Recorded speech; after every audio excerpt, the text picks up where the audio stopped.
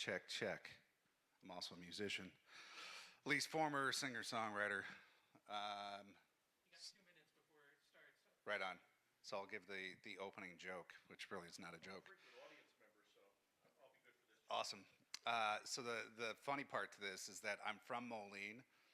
So I went to Moline High School. I went to St. Ambrose for my undergrad and played football for both. And because of the fact I'm from Moline, my parents are still there. And my parents, because being the musician, you never know who's going to show up, but my parents would always show up to the gigs, right? My parents are on their way right now to watch me talk. They've not seen me talk before, so I'm super stoked. They better hurry. I know. So I'll read the text. I'm like, I should be able to meet you in the lobby at like 12:35. And my mom texts back, it's hard to see what time we'll be there, but we'll be there close to that time. Dad's picking up a couple of hobos for Victor's. Victor's a mechanic.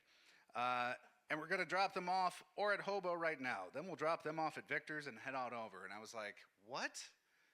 You're picking up hobos? I forgot there's a sandwich place called Mr. Hobo's. Hungry Hobo, there we go. Yeah, that's how long I've been away. Yeah, will do. The wild flower shirt guy.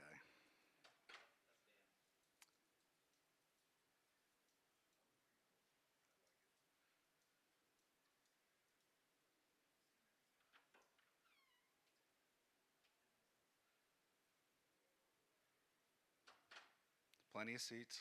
Now you got to sit right up front. I won't kick your chair too hard. Shouldn't be bossy yet. Early in the con.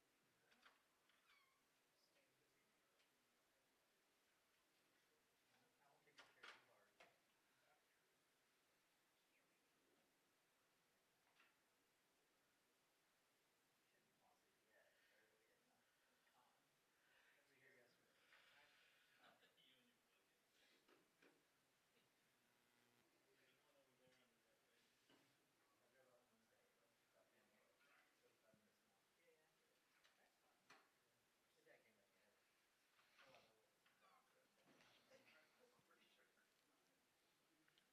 You and your plug-in. Been debating if we were going to do a sing-along today or not. Yes. Let's do it. I'm in. I keynoted B-Sides 312 and B-Sides St. Louis, and we did a sing-along to Stand By Me at the end of the talks. It was awesome. Another one of those where I thought, I'm not sure if anyone's going to do anything, if I'm just going to be standing there with crickets. But they got into it. It was awesome. I feel like Elton John and KBD. Ooh. I say we go along with tequila. Love it. I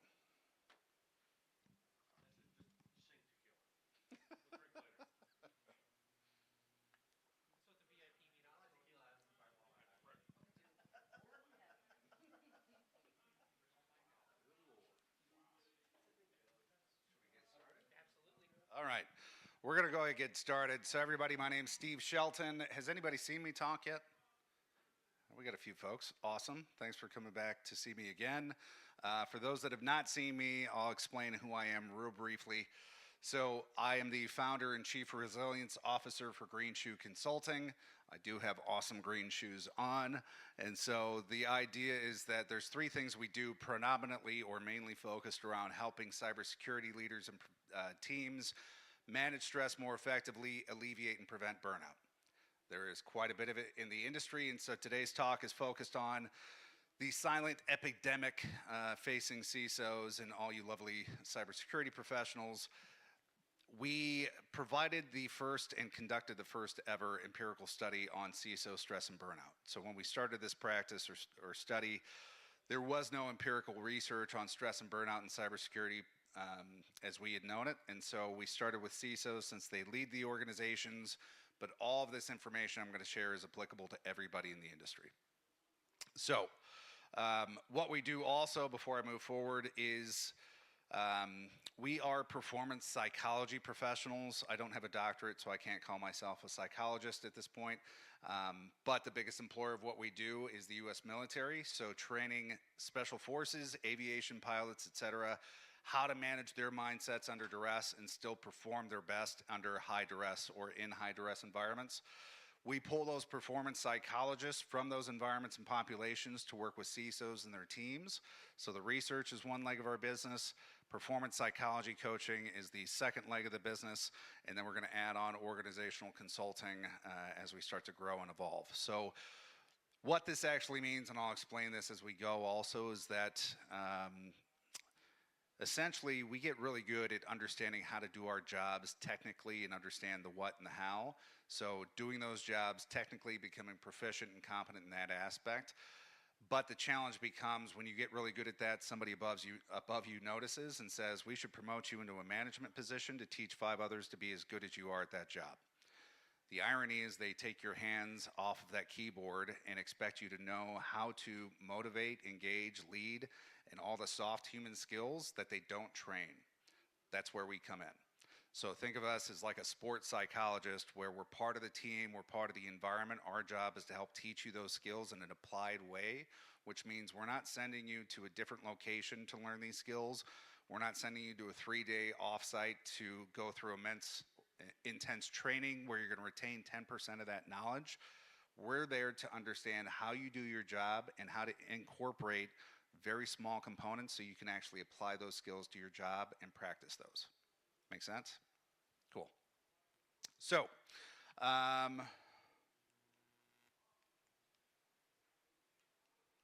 working. Oh, all right. Thank goodness I have an engineer in the room. All right. So this is the agenda. I'm going to go through this real quick in terms of why we did this research, the methodology, how to use this. I want to get into a couple of the main findings that we hit on or uncovered in this research, and then I want to give you some applied skills that you can actually use. How do we actually change the situation we're in? So this is the first question we started with. So I'm going to start with a disclaimer, and I want some agreement or denial on this one. So what we do is the basis of it is it's confidential. So part of the challenge in the industry is that for most of us, we've been programmed, taught, implied, or explicitly, we don't care what's going on with you mentally and emotionally. If you are having challenges in those areas, that's a weakness because you can't perform, so shut up and do the job because you're getting paid to do the job, right? The challenge is that's actually a performance inhibitor. If we want to be high performing, we have to understand what's getting in the way of us performing mentally and training the skills to perform in any kind of environment. And the challenge also being the environment causes a lot of stress too. But the idea is we all need to be leaders in our own lives, in our own jobs, in our own roles. So how do we do that effectively if we're denying a part of ourselves that actually leads to that? So we started off in the research of asking this question, in this moment right now, how burnt out do you feel? A 1 on this scale is you're totally fine, you're cool as a cucumber, everything is awesome. 10 is we probably need to take you to the hospital because you are maxed out. So show of hands, how many are at a 5 right now? Got about half the room. Anybody at a 6? We got a couple in the room. Anybody at a 7 or above? A good third of the room, right? Now, we asked this question, and so the way that we conducted the research is, like I said, we interviewed 40 CISOs across the United States. We set Fortune 1000 companies as the baseline criteria. We then realized after a few interviews that, oh, well, that's excluding government, higher education, healthcare, et cetera. So we started to expand it just into that category. We wanted large, over 10,000 employees for those folks. And so asking this question, we had 2 modes to the interviews. We had one, an online survey that they had to fill out and execute after the actual interview. So we had some quantitative data. And then we did an hour-long interview with each CISO.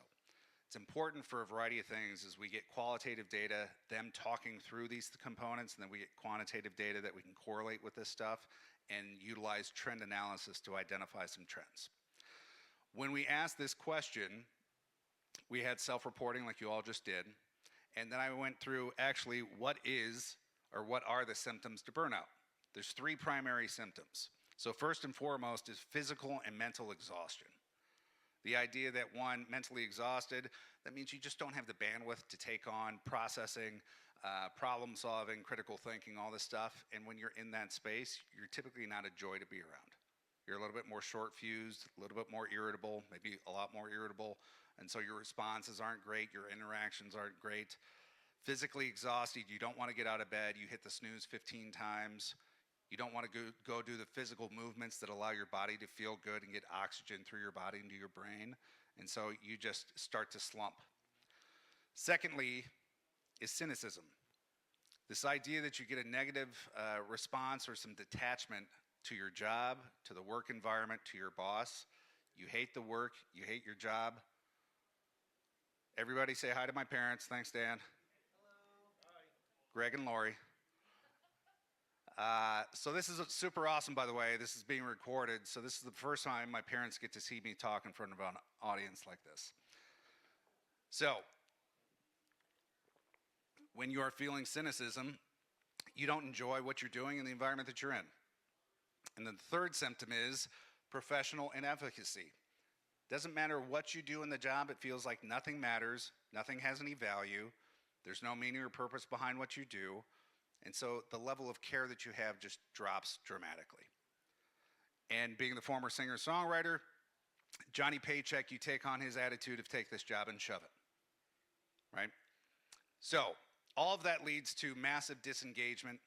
Gallup created a poll over the past, I think 9 months ago now, where they surveyed the entire US workforce, not the entire, but a sample population size.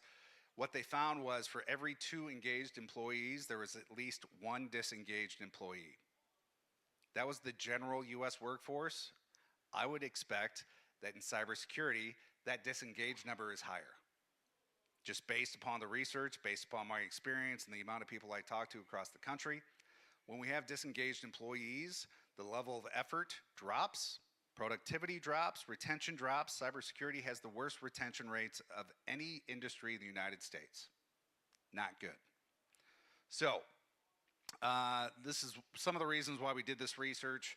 The short of it being, this slide hits on a lot of it. I sold cybersecurity software for about 20 years. I experienced my own burnout.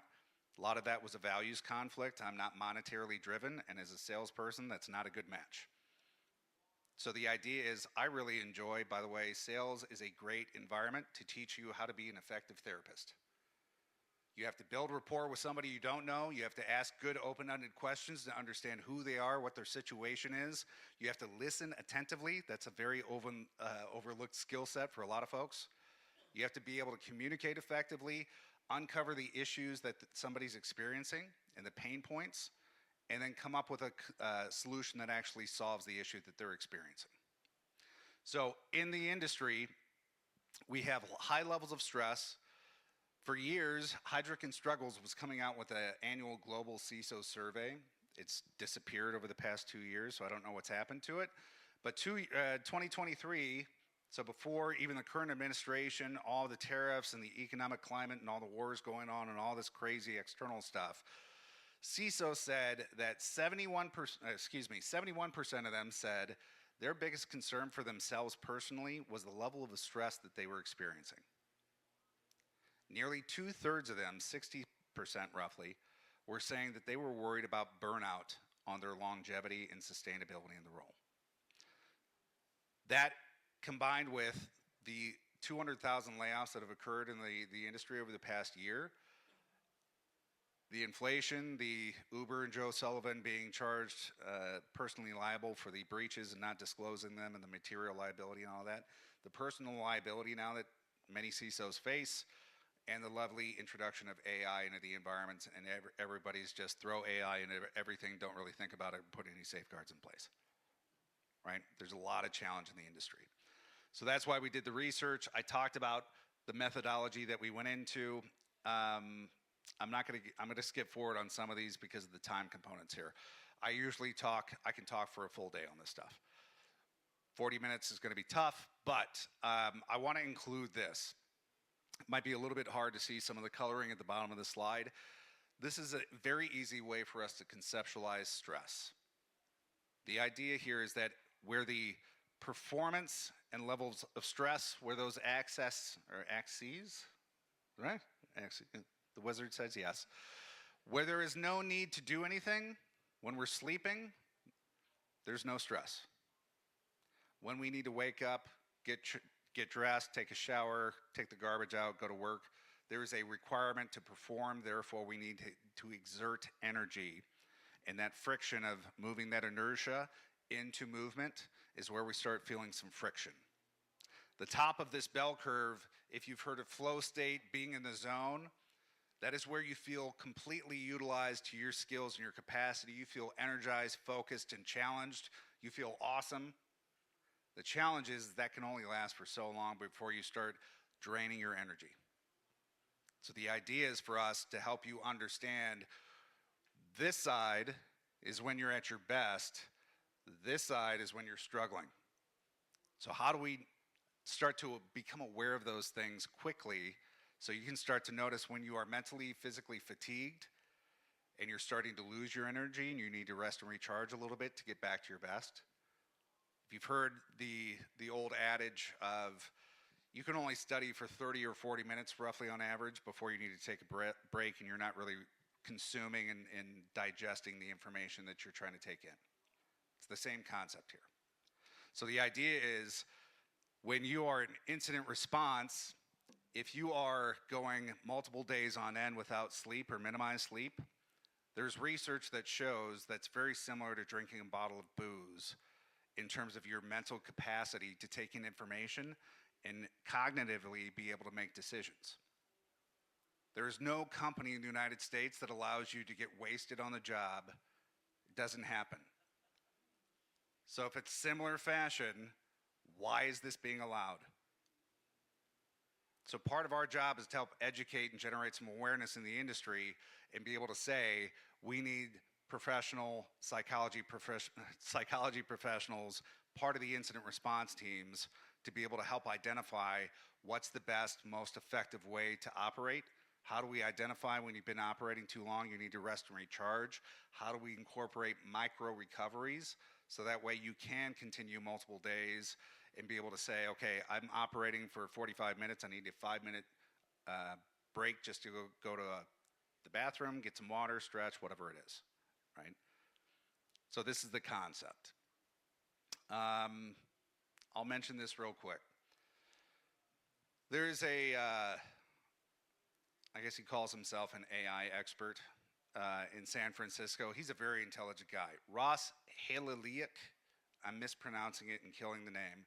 Very intelligent guy, puts out some amazing content. The idea is he put an article out that covered this topic. So he identifies this silver bullet market.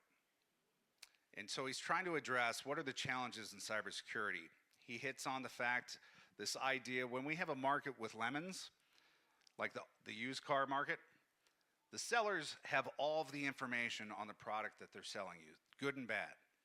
As a buyer, you lack that information.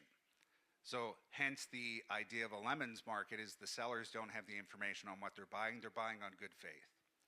When we have a market that's opposite, in this limes market, a lime market is essentially where the buyer has more information than the seller. So when we're buying insurance, auto insurance, we can go basically to 10 different auto insurance providers and get different pricing, different offerings. The individual insurance carriers then don't have all of that information that we're coming with. The challenge then is in cybersecurity, a silver bullet market, the buyer or the seller doesn't know what the hell they're selling, and the buyer doesn't know what the hell they're buying. That's the cybersecurity market in a nutshell right now.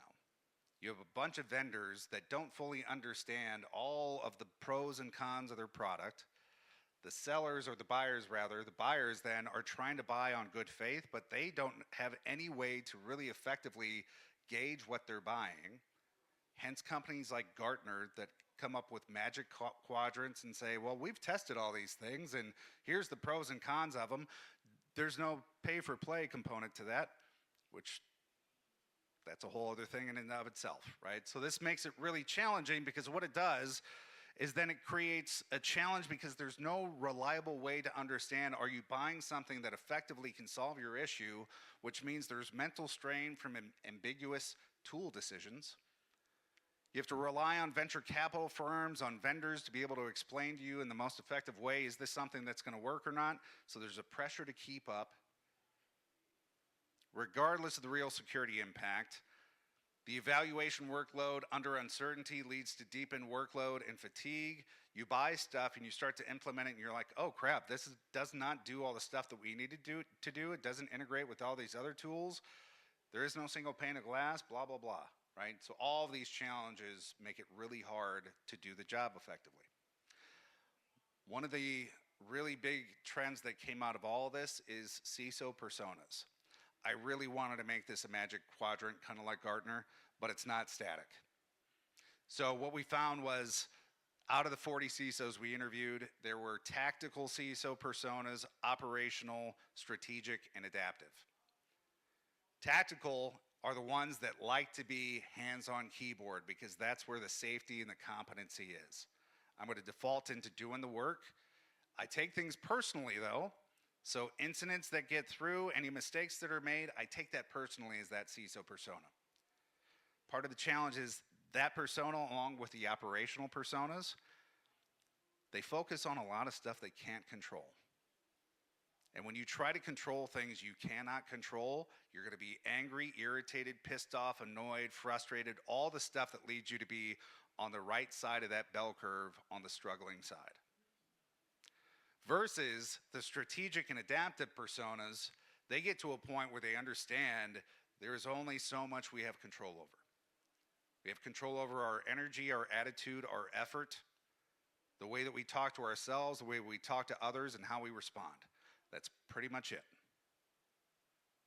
So for the longest time, and for many companies right now, a lot of cybersecurity teams and leaders are being measured against an expectation of block 100% of the bad stuff. Not possible. So when you're trying to manage to an unrealistic expectation, you are always going to fall short, you are always going to be the chief scapegoat, and you're always going to be blamed.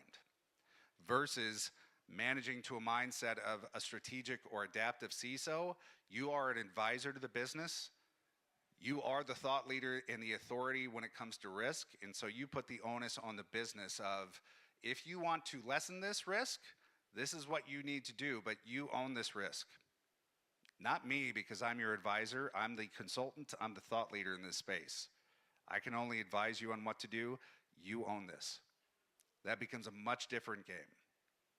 I will also say what I did not include in the report, and by the way, all of these findings have been published in our State of Stress report.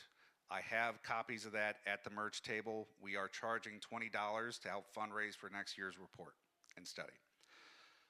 So if you want to help join in the Resilience Rebellion, I'm a big Star Wars fan, which is why we're calling it the Resilience Rebellion. I invite you to join and participate by buying a copy. What I did not include in that report are some components like this. Being the psychology professional that I am now, one of the trends that we are seeing is the fact that a lot of the folks in the cybersecurity industry were the nerds, dorks, geeks, misfits growing up, treated less than and as not good enough as others.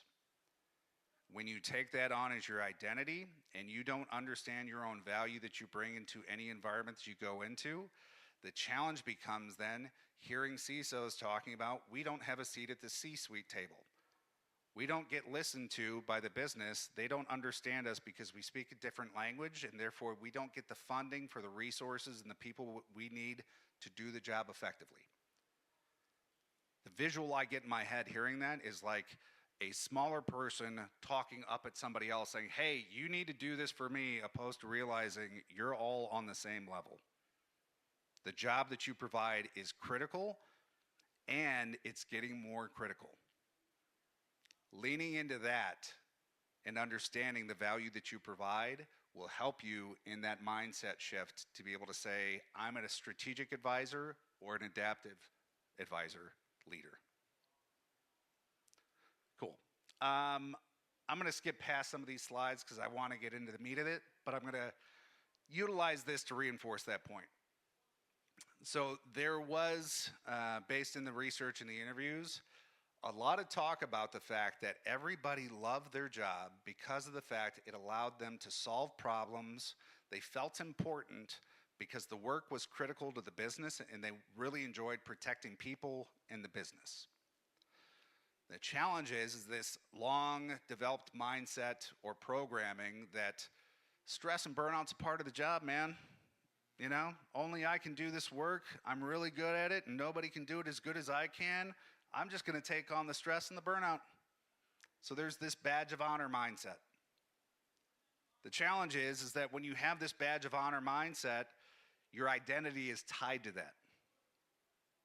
If anybody listens to Kendrick Lamar, he had a song where, or in between, it sounded like Sigmund Freud talking. Then your identity is tied to pain or something like that from suffering as a child, then that gets tied into, it's bad impression. I know, but the idea is that, right? Do you define yourself as who you are in terms of the work that you do? So part of the beauty of my experience growing up was I come from a farming and military family. I also played football through college, but my high school experience, the coaches were big on, there is more to life than sport. You are not tied to this identity as being an athlete. We are teaching you to be good leaders, good people, and stewards of the team and the school and the community. Stewards leave things better than when they found them. I get goosebumps saying that. Because the beauty of the work that we do in this industry is that. Our job is to leave things better than when we found them.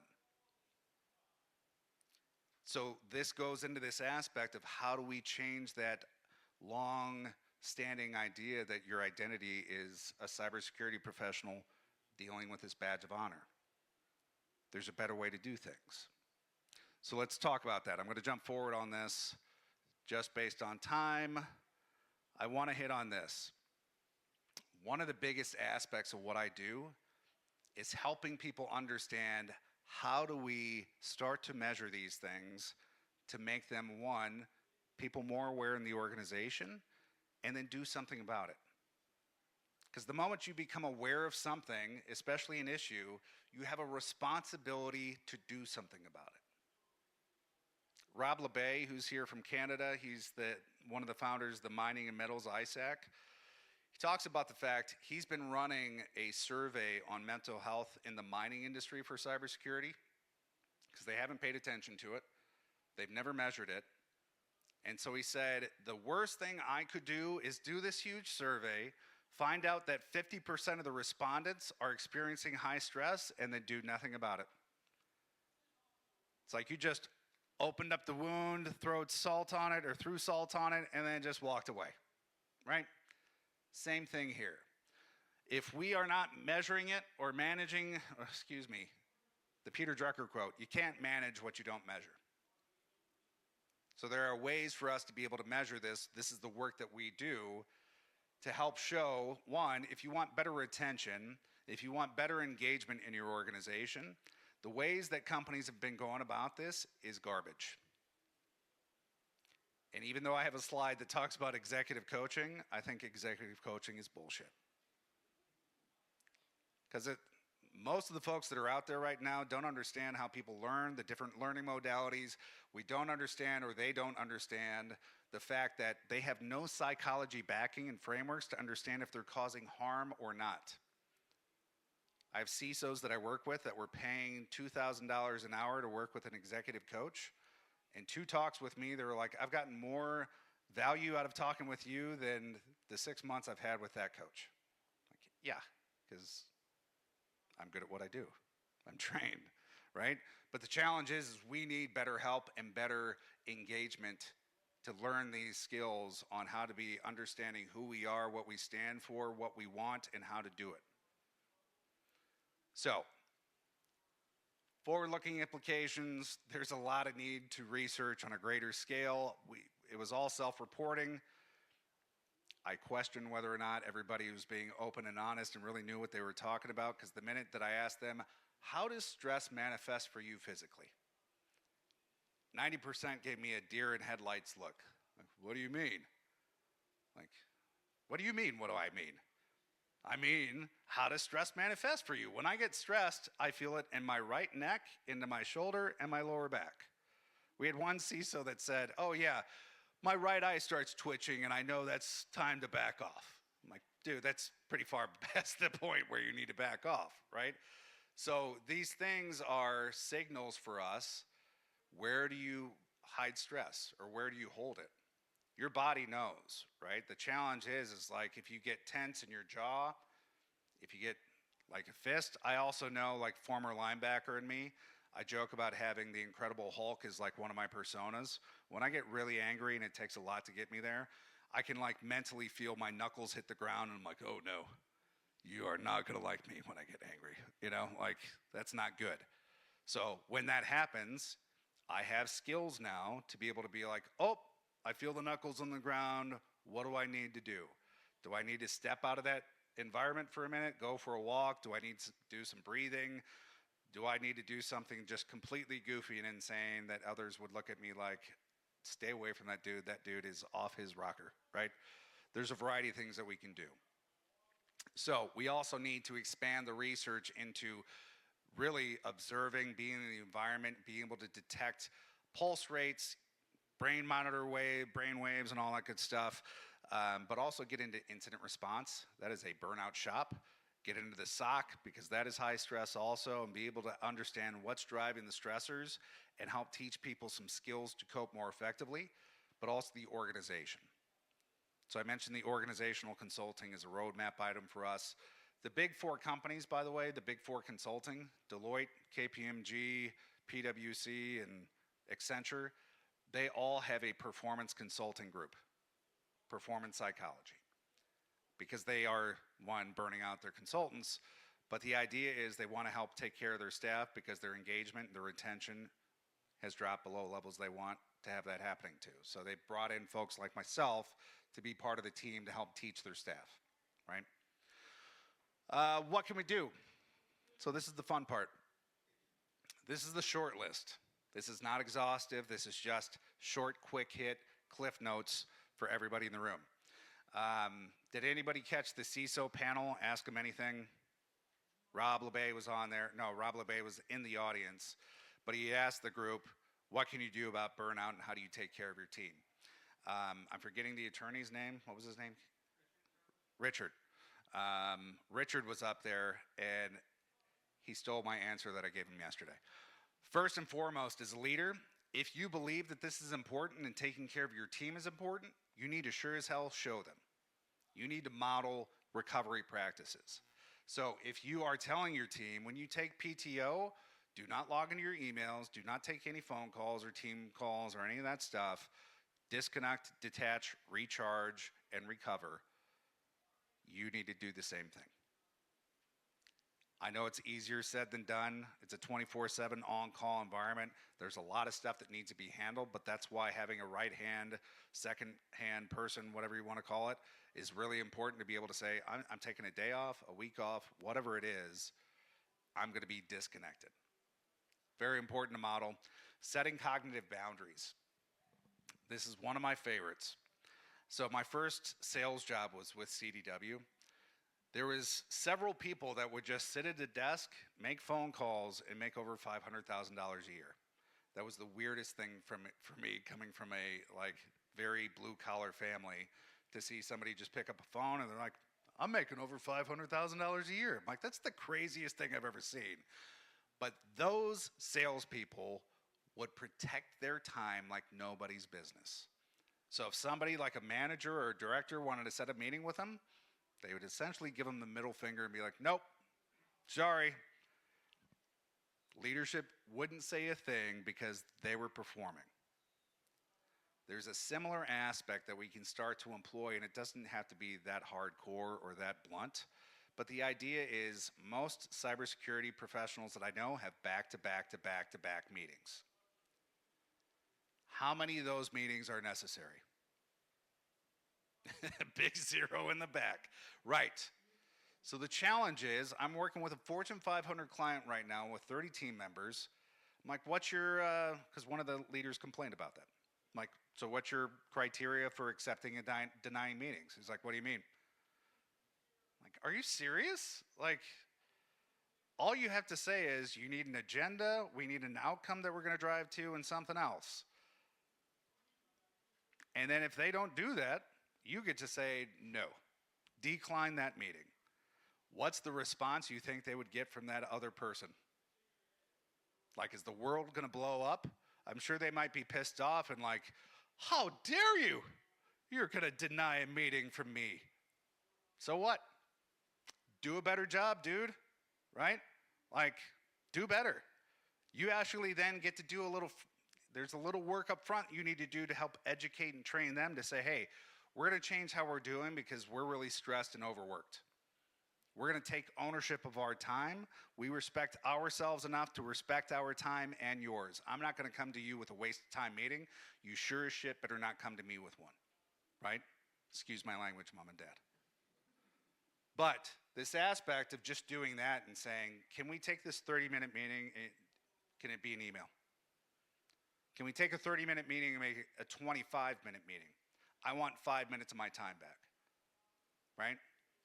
Those little changes start to give you ownership of your time and control.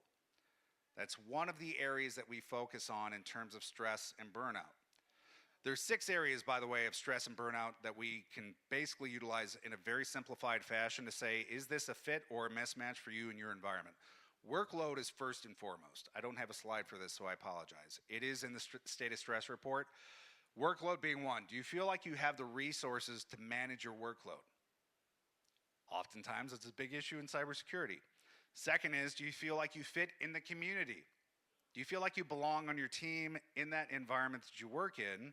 Do you feel like there's a common level of trust and respect for everybody that you have to engage and work with, that people have your back to an extent? We get into this idea of control that I mentioned. Do you feel like you have the ability to make decisions and enforce those decisions in your job? Do you feel like you have the ability to enact change to an extent? That's 3. Fourth is, do we have fairness? Are the rules, policies, and procedures administered fairly to everybody? Are the people, get a big head shake. Are the people that are doing the work getting promoted, or are there other reasons why people are getting promoted that are not fair? The most overlooked and simplest one, in my opinion, to affect and have a positive match with is reward. Financial reward is a part of that, but it really gets into, are you getting acknowledged for the value that you contribute to the organization? Are people saying, thank you for saving my ass? The last one, which is my favorite, is values. Do you know the 2 or 3 primary values that drive your words, thoughts, and your actions? And are you living in alignment with those? That's one. But are those values in alignment with your team and your organization? I am seeing a major trend with every company in this country and team where, one, they don't know their values. They say their values. It's listed on their office walls, on their annual report, but they don't do anything to live it daily. That's an unknown toxin in every or most organizations right now. Is if you say we stand for this, but then you do something that's out of alignment with that, you're losing trust internally and externally. Big deal. As a team, normalize stress conversations. I'm going to give you one thing here that you can take away to do an automatic check-in if you have team meetings. Super simple, but allows them to voice themselves. And I will say this too, if you're taking notes, this is one to take note on. As a leader, as an individual, as a parent, every human being has 5 psychological human needs. You need to be seen, to be heard, to matter, to belong, and to be cared for or loved. When you have an internal conflict with yourself or with somebody else, or when 2 people are having conflict, it's because 1 or more of those is not being met. If you've ever had a disagreement with somebody, you said something to them, their response shows that they didn't really understand what you said, you then raise your volume. And then what happens? The other person raises their volume. Then it becomes a power struggle and a screaming match, opposed to you notice that person did not respond in a way that showed they understood. You go, hold on, what did you hear me say? That allows them to be heard first, diffuses any conflict, and says, oh, okay, I get it. So what I really meant was this. Does that make sense? Effective communication would be that other person repeats it back to show that they understood. That's a whole other training cycle. Organizationally, aligning workloads with capacity. I was working with a 55-year-old cybersecurity manager. Our first session, he says, Steve, my mind works a little bit differently than most everybody else's. Not a big deal, but when somebody says something to me, it could be really important to them. Might be really important information they need to know. It takes me 2 or 3 days to really process that and then come back to them with a response. So I don't emote in the moment, and it's a problem in my personal relationships. It's been a problem in my work relationships because people are like, dude, did you hear me? Like, I said something really serious, important, whatever, and he's just straight-faced. So my automatic response was, have you ever been assessed for ADHD or autism? Like, what are you talking about? Why? Like, because you have ADHD or autism. Pretty sure. And the challenge is, in our industry, neurodivergence is rampant. Historically, that's been treated as a weakness. And I'm here to tell you today, it is not a weakness, it is a superpower. It's what allows us to be crazy, awesome SOC analysts, IR analysts, and responders because we can see all these different patterns that other people can't see. Stop it! So all this stuff, right? Understanding that it's not a weakness, you can actually learn how to turn it into your benefit. That's the benefit of being assessed and then understanding how do you develop skills that you can actually use it to your advantage, because that's a possibility. So for him, I bring that up because he was telling me he realized that he can manage 3 projects at a time. That's a sweet spot. How much time we got? 5 minutes? All right, I'm going to jump forward just because of the timing. I will share this report or this presentation with everybody, so I apologize because there's a lot of good information. Burnout symptoms, but I want to come here. So if you are leading a team, this is one of the most simplified check-ins you can do with your team. What's your energy level right now? How energized are you? A 5 is you are fully energized. A 1 is you are wiped. If you have a team member allowing them to go through and, hey, I'm a 5, I'm a 4, somebody says they're a 2 or a 1, what's blocking you right now?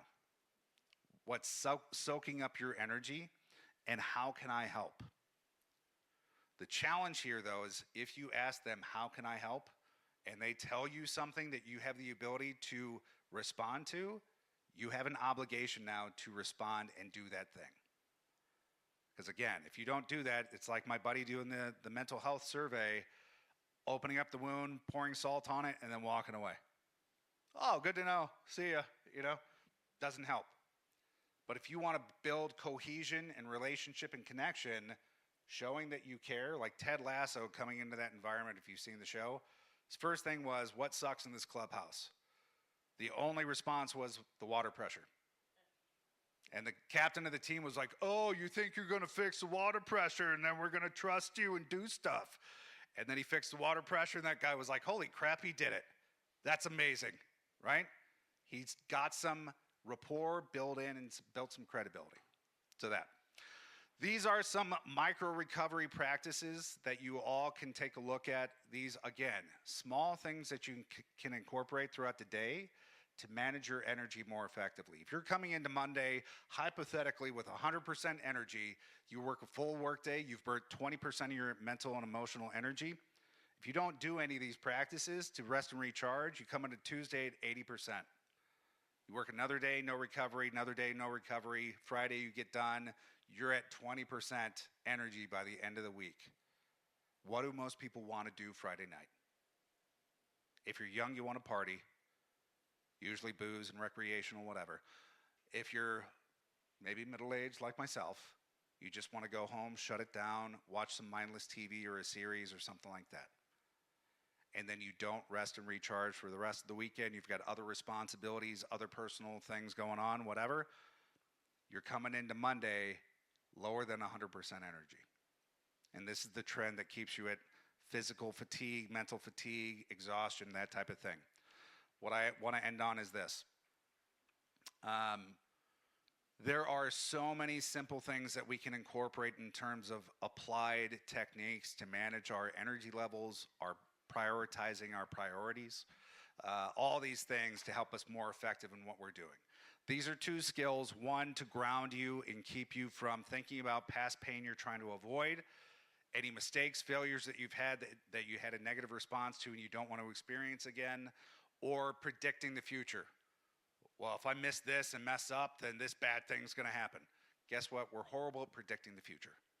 So the only thing that we have control over is the present moment. So the more that we can be present, the better off we're gonna be. So first and foremost, we do what's called a 5-4-3-2-1 technique.